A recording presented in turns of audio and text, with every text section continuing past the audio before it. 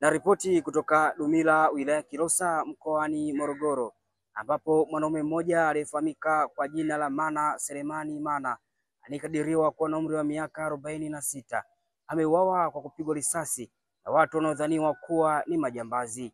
Baadhi ya ndugu wa marehemu wamesema mara baada ya kutekeleza tukio hilo, watu hao wameondoka na begi ikiwa na simu pamoja na vifaa vyote vya miamala. Kutoka hapa katika eneo hili, hizi ni ripoti za Ayo TV na millardayo.com. Mimi ni Jacob Osonyo. Yule alikuwa anafanya biashara ya Tigo Pesa. Baada ya kufunga biashara, anaondoka kurudi nyumbani, ndio akakutana na hao majambazi njiani. Alipotoka kazini, amefunga biashara yake tayari, amefanya maandalizi yake, anatoka kukatiza tu sehemu ya giza ndio akakutana na hao majambazi. Lakini kila siku huwa anapita tu njia ile, ilikuwa haina wasiwasi sababu watu ni wengi, ila hatujui hilo lililotokea kwa jana.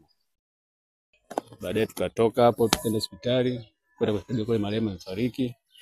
Baada ya kuwahoji wakasema kwamba kweli bwana tumekuta pale tulisha kinikuta ashafariki tayari. Yeye ana biashara yake kule Tigo Pesa. Sasa baada ya kufunga ile saa 2 akiwa anarudi nyumbani ndio kukutana na majambazi wakampiga risasi. Tujajua kama kwenye biashara yake jana ilikuwaje, lakini hilo shahidi ni kwamba shamba ameondoka na begi ambayo iko na simu na ile ni mashine za NMB. Kwa hiyo moja kwa moja ni majambazi. Selemani Ali, mganga mfawidhi kituo cha afya Mtakatifu Joseph Dumila, anakiri kupokea kwa mwili huo.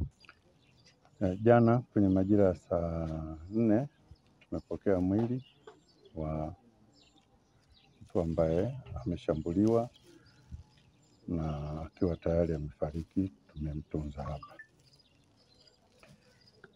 Leo kwenye majira ya saa 3 polisi pamoja na ndugu walifika hapa kuja kutambua na kuangalia kufanya uchunguzi wa kilichosababisha. Imeonyesha kwamba amepata kushambuliwa na kitu chenye ncha kali kinachofanana na risasi, kimeingilia upande wa kushoto kwenye juu ya shavu na kutoka kwenye upande wa kulia kwenye shingo na kusababisha jeraha na kutokwa na damu. Pia kitu chenye ncha kali pia kiliingia kwenye kifua katikati na kutokea kwenye ubavu.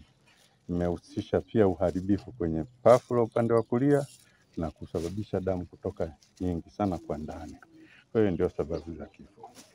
Ayo TV na millardayo.com inaendelea na jitihada kulitafuta jeshi la polisi kwa ajili ya taarifa zaidi.